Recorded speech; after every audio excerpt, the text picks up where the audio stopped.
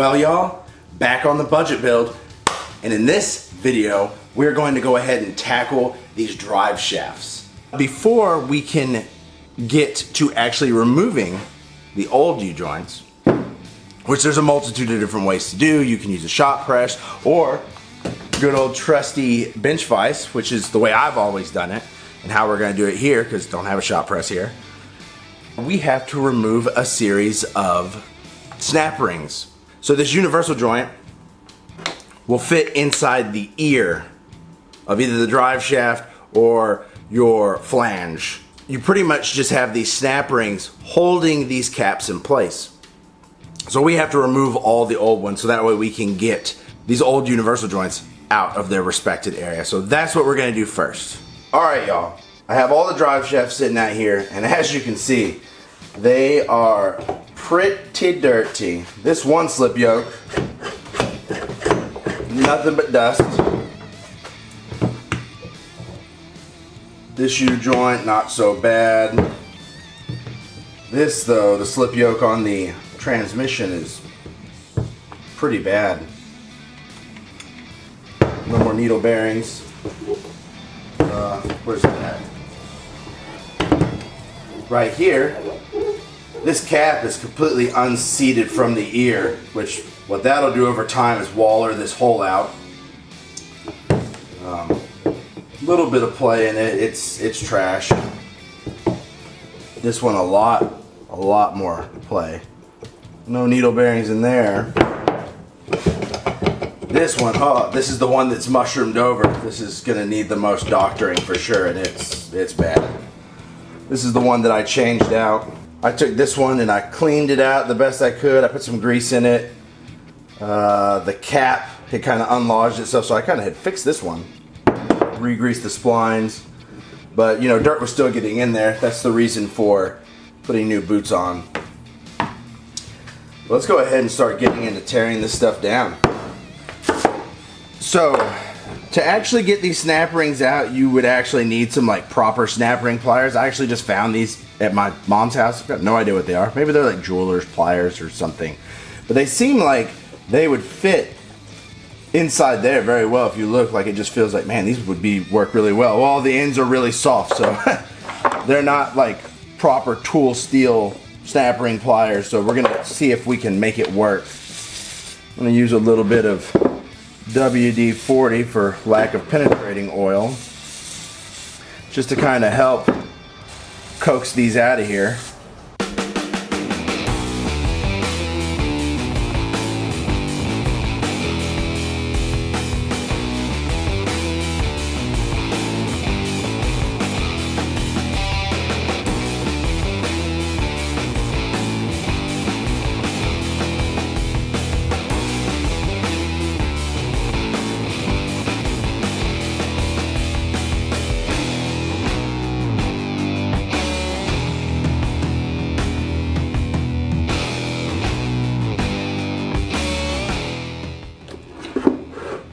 See, if you look at that, you only need to get one edge out like that, and then I just kind of worked it out the rest of the way.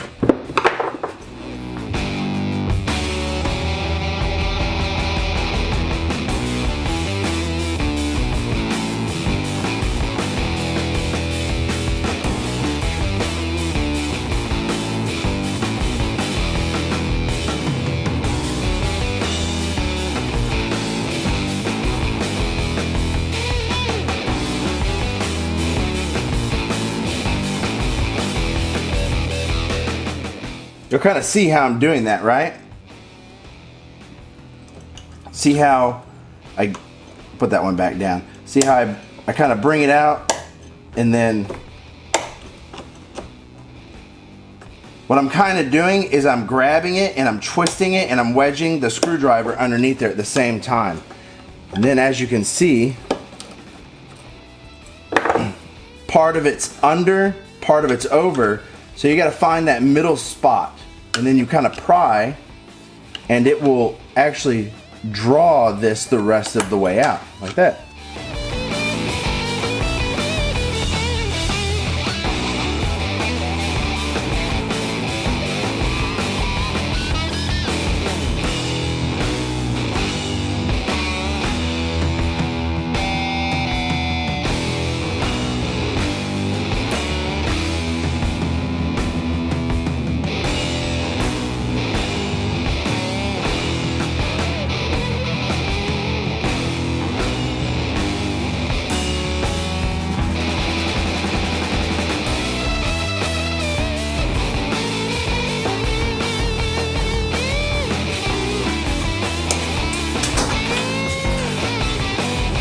Oh, that one went somewhere.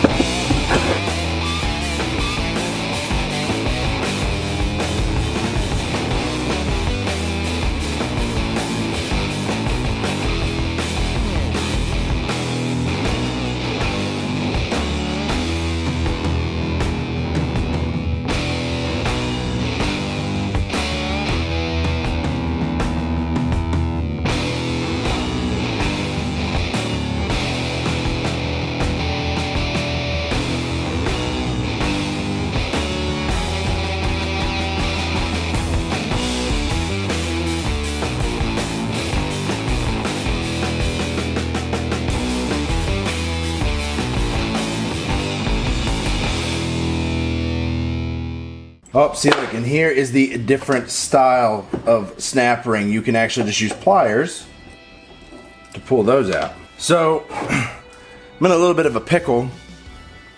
You can see the 5 U-joints that Andrew gave me. This is one of the ones that I had already had. It didn't have any more of the snap rings, so I can reuse old ones, but these new ones, not only did they have a snap ring for the outside, they have this little circlip that slides on here. That is, from my understanding, the way that will work is it holds it on the inside of the ear. The ear goes over, it holds it on the inside, and this holds it on the outside. It completely keeps that cap in place. So these two don't have any of those. Nice thing is I have enough of these snap rings, and I think what I may be able to do is if I take these, we'll put this circlip on the outside of this snap ring. I think maybe I'll be able to cut the ears off of these snap rings and make my own little circlips. I think I might be able to do that. So I think I'll be able to use these other two. Otherwise, I don't think I'll be able to use them without this. Maybe. We'll see.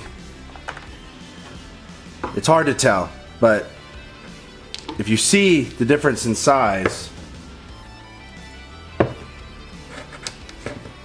of these pieces, see how this one comes down farther? It's got more meat, so it takes up more of the space in the ear. So, might not need that circlip. I just gotta check it out and see. In order to use this bench vise to get these universal joints out, as you can see, it's not really gonna do much of any good just like that. So we have to have a way to push on these caps. So in the usual way that you would do this, in a vise anyways, is you will take a socket and you will get a socket that fits this inside diameter of this hole. I think I was already using one that I've kind of torn up a little bit. Yeah, I think it's this 17 mil. Ooh, 18 mil works really good too. So, you don't need to use like a deep socket because as you can see, you've already got to get these jaws pretty far open. You gotta spin it even more. So this cap is already kind of out some ways. Normally you would put it down in here and you'd squeeze it till you got the cap to where it's at right now. And then you kind of gotta just get it a little bit cattywampus. That way you can grab the ear, but you can also get the socket, and then you can start closing the vise. And as you can see, it's starting to push out.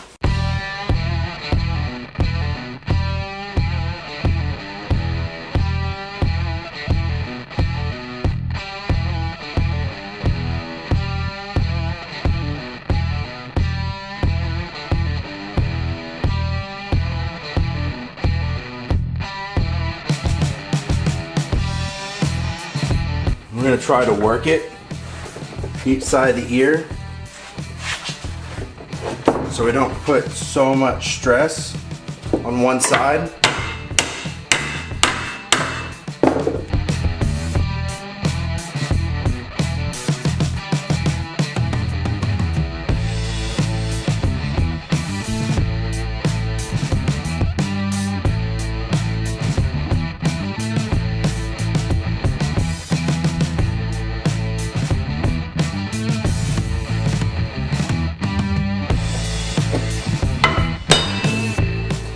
Now, you probably saw me earlier striking with a hammer. What I did with that is whenever you press on this, you create stored energy. Obviously, you bit this vise down and it didn't move. As you saw when I struck it with a hammer, it moved. That's because I just gave it a little bit incentive for that stored energy to go somewhere. In case it was binding on this lip right there for the snap ring. And as you saw when I struck it, it moved. So, look at that.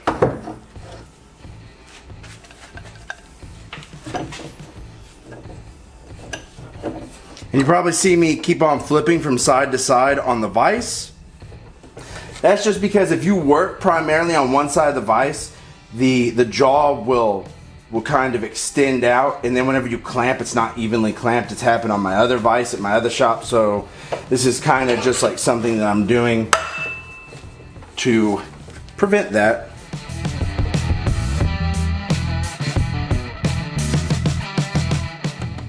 And any opportunity, the moment you get the chance to really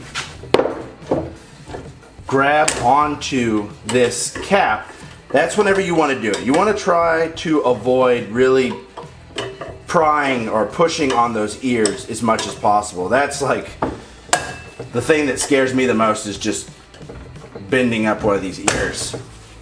Or not scares me, more like just try to avoid it.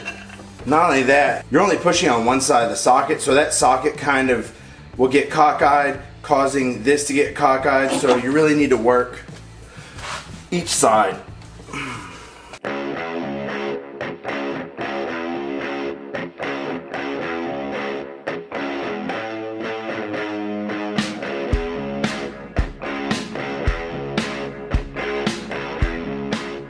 And whenever you twist, kind of pull up towards you.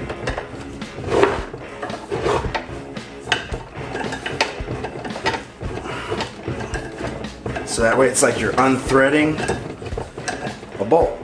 And there you go. See, this needle bearing was still good. Look at that. This one was still actually good, which is probably why it was such a pain to get out.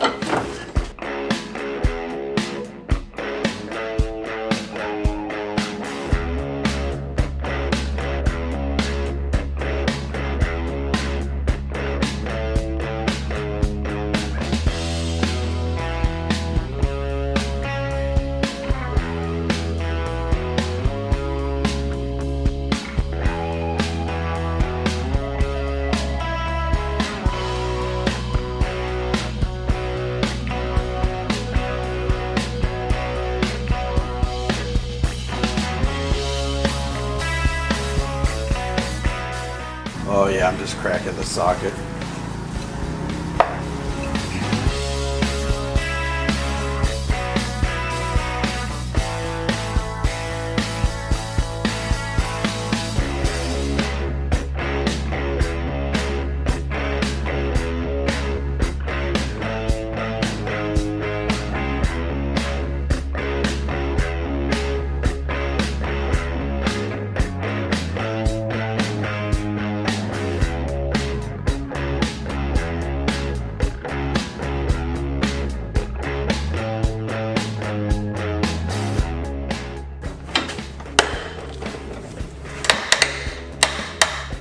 I don't know what the hell is giving away. That's gotta be these teeth.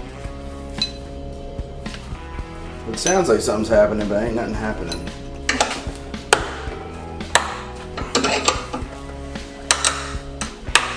You hear that right there? That is like the breaking of a socket or something is what it sounds like.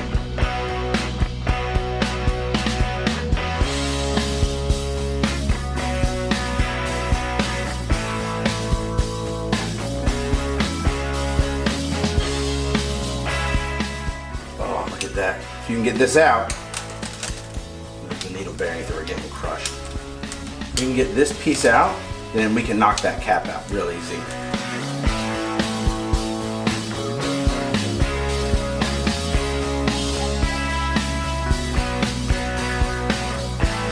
So close.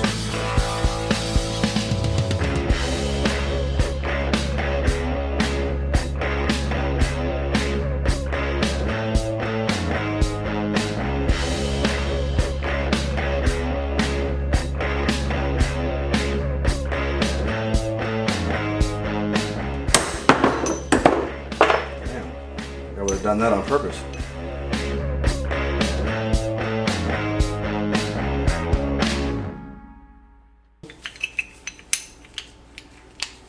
There we go. Yes. Oh, we can work this thing out proper. I hope.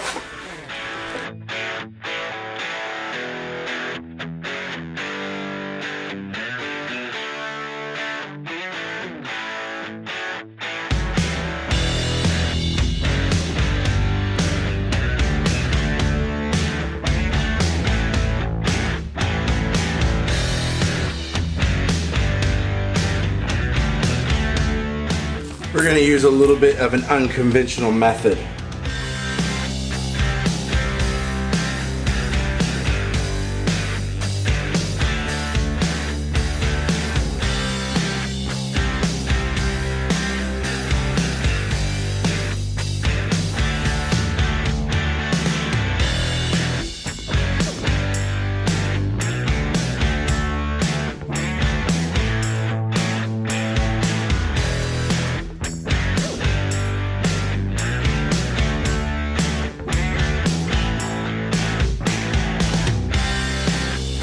One drive shaft down, 2 to go.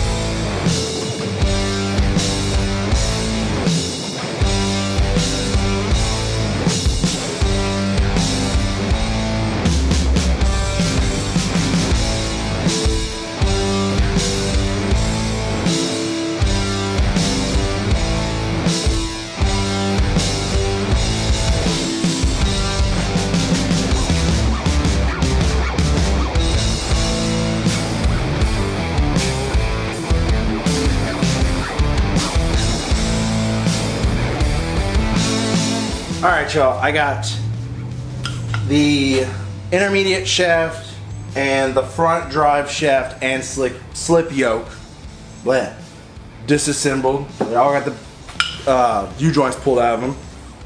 So now it's time to move on to the rear drive shaft that is all cattywampus. For one of them, I was having a hard time. I ended up being able to just kind of like tap off the small flange. I'd press the cap all the way out, and as you saw in all the other stuff, you usually push one cap off then reverse. You don't like push the cap all the way out and try to get it out. It doesn't really work that way. That's not how you put them together. But before I did that, I tried to cut on it with a bandsaw, and from what I discovered, the part that the little roller bearings roll on, this is like some hardened steel. It's like super hard. The bandsaw didn't even want to cut it. So that makes me nervous because that's what I planned on doing to this. Because these ends are mushroomed so bad, I will not be able to use a vise to press these out.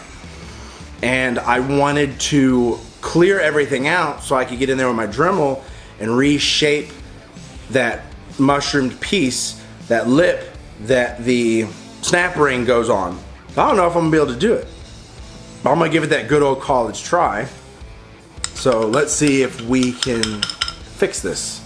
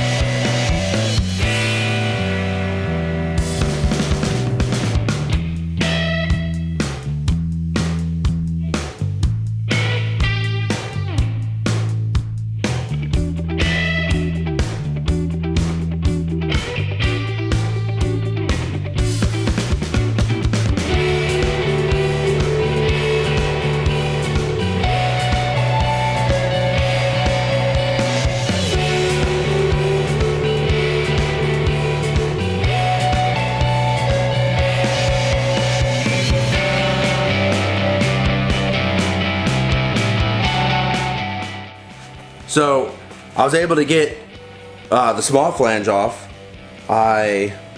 Just to show y'all intermittently, I have to run to the store to get some more of these. This started off square, and this was like a triangle bit kind of shape. The sanding drums, they're not worth anything. They just, the abrasive material that's adhered to the drum just comes right off. At least in this kind of scenario, I guess because it's so focalized on an edge. You know, I'm right there on the edge. Surprised it worked out. I was able to get in there. So let me run to Home Depot and get some more of these stones, because that's what I figured I was going to need to use, so that way I can finish the other side. Well, good thing is I didn't have to go as far as Home Depot. Walmart, which is like right down the road, had everything I needed. And it was considerably cheaper. Got 2 more of these big drums, and then those little cones. Package actually came with 2. So awesome, we should be able to get back into business.